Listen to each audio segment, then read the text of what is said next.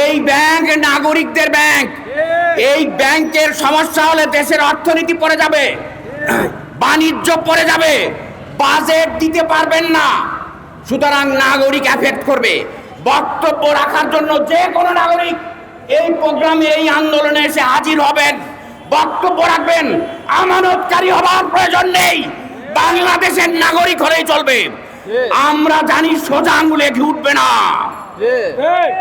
Bangladesh bank ঘেরাও হবে, ঘেরাও ঘেরাও ঘেরাও হবে, ঘেরাও ঘেরাও ঘেরাও হবে।